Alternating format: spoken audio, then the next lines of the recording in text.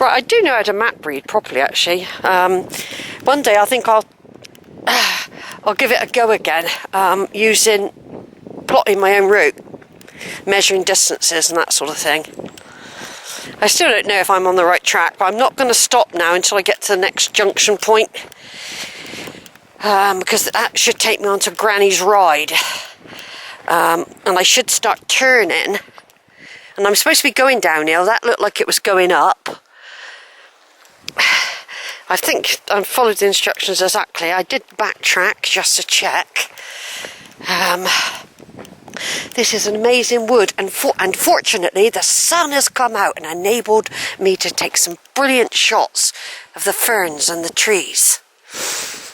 And the peace. God, it's beautiful here. Horner wood, everyone. This must be very pure here. There's lots and lots of lichen. Anyway, if this does turn out to be wrong, I just got to walk back, take the other track. But I'm following it exactly how he's read it in there. Exactly. Without having to get the big map out. I'm trying to use this book. Now, this path gently descends through the wood to meet Granny's Ride. Turn right onto Granny's Ride. Oh, how do we know when that is? They haven't even mentioned it yet. We are doing a bend though. If you look at the map, it does curl. It starts to curl round. This is what we're doing now. I'm capturing some of this on camera because things aren't always what they seem. You know, it's not like, oh, I'm all out. Oh, look, I know what I'm doing. I do when I know the track. But there's always a little bit of anxiety when you're in a wood you've never been in your life, as far as you know, and you're relying on a book. Although I've got maps in my bag, I wouldn't never come out here without an OS. I can see a sign coming up. That's a good thing. I can see a sign, everyone. Do you know, I am enjoying it though, because part of the fun is the anxiety. You know, part of the fun is not knowing. And you do sometimes make errors, and then you learn. Usually you learn. If you've got to then climb up a big hill, you remember that. Yeah, we've come to a post. Yeah, so we're about to join Granny's Ride, and I'm the granny. Sorry if this is jumpy, everyone. Going downhill. I'm trying to read at the same time. I've got my glasses perched on the end of my nose. Now we've got to keep an eye on all this as well, because I might come back this way. There's Granny's Ride. Here we are. We've got Granny's Ride. Now, that if I want to go back to Porlock later, or I might want to go down in a valley down there. I haven't decided yet. Horner Gate and Lee Hill, which we've done. Granny's Ride and Porlock, 2 3/4 miles that way. Granny's Ride and Stoke Woods. There we are, everyone. I've just got to turn off for a minute and take a picture. Right, back on again. We've still got a little bit of battery left before I have to put the charger on. What I've got to remember to look out for, though, is a sign that says memory out, right? Because that happened to me once before, but I reckon that I realised it. But I did miss about 10 minutes of video because I hadn't been checking when there was no memory left. What it should do is buzz to let you know. Right then, we're on Granny's Ride, and you're with Sheila on Exmoor in this Horner wood. There's no one about, no deer, I can't see nothing. No black beast of Exmoor yet. That's another reason not to be out here late at night. You heard about the black beast.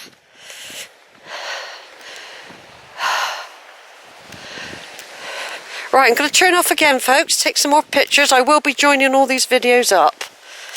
So there's the signpost back there. That takes us back to Porlock. I'm just trying to absorb reference points for later. I want to take some more pictures of these trees. Over and out. So beautiful. I thought I'd put the video back on as long as I can, actually. The only way I could do this if I didn't have Alberta last year, if someone drops me out with a tent, I'd have to do it like that. And, you know, be a camper again. But, you know, who knows what will happen. I'll worry about that later on. This is just a beautiful, beautiful walk, though. You know, how beautiful Exmoor is, you know. Of course, this is all round this way, and a bit further over is Boris Johnson country, where he grew up as a child. And yeah, I can see the beacon. Go look at this. Look at this lovely knobbly path. Of course, I'll just do a bit of world events just to link in with the video. Everything I was saying about it being wrong, about doing the suspension of Parliament, prorogation, I know where the Queen's got to do a speech, but the thing is, our country's in crisis at the moment. There's no point giving her a speech. What is she going to say when nobody really knows what's going to happen? Anyway, the High Court in Scotland have decided it was an illegal act and that he was lying. Boris Johnson and Rees-Mogg and all that lot, they were lying in order to push through Brexit with no deal. Now what's emerging now is documentation that they held back from the public because they said they didn't want people panicking. But then they're telling us how to prepare for Brexit now. Apparently there could be food shortages, medication shortages, petrol, electricity could go up. You know, this is going to be worse than the recession if this happens. Now, those people who have been used to more comfort will find it very hard. And that is sort of like me in a way. I mean, I've been able to come out of my van, but I mean, I've had more in life. I had my own house. You know, lots of things. But I have also been on the dole for a couple of just. In between jobs and when I first retired, waiting for the pension to come, because there was lots of problems with pension.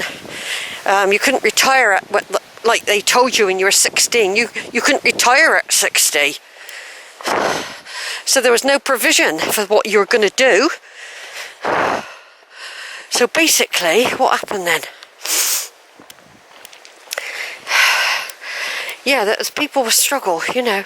It's going to be awful. I remember the blackouts from the 70s. I can remember petrol shortages when we had to... I was a nurse, I was able to be allowed to go to the garage and get petrol because I worked in the hospital. You can just imagine it. I bet people that are really well off will have their generators. See, they're always all right. And then their freezer's stacked with food for months at a time. And some people have other means of getting food. But for the majority of us that go up Tesco's, and the Tesco's lorries don't come and bring the food, and the Tesco's petrol tanker don't come to bring the petrol. So anyway, I know that I've put this in on purpose because I know I'm on a beautiful walk, but I always like to remind myself what's going on in the world as well. And so at the moment, Boris Johnson, I'm afraid, is a naughty boy. He is being used, by the way. I call him the fall guy. He is a bit of a puppet by the rich. Them in their hedge funds and tax havens. And they like tramping on people. They need poverty to survive.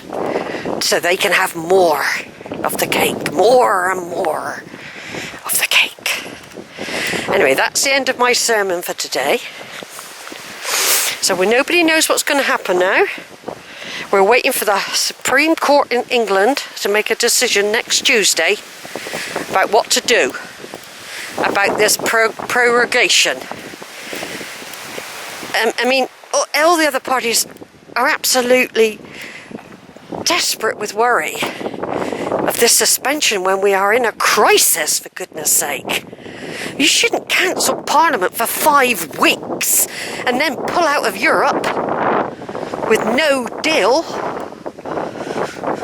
Over and out of that part. Now we're back into the Somerset countryside and the beauty that surrounds us. The beautiful trees, the lichens. Oh, this is magical. Imagine walking back up here though. No wonder it takes 6 hours. I haven't even looked at my watch. They said it becomes broader. We haven't even got to the church yet, but we're getting there because we're on Granny's Ride at the moment and there's a signpost coming up. It's a signpost. Sometimes it's good to prolong the video so people can actually see. I mean, I know I've done a lot of small bits, so that's because I've needed to capture photos. What I should be doing is having the 2 cameras, one for photos, so I don't have to really break the video. But, so I've done my events for the day. So we now come into a sign. Here we go. We're now coming up to another pathway.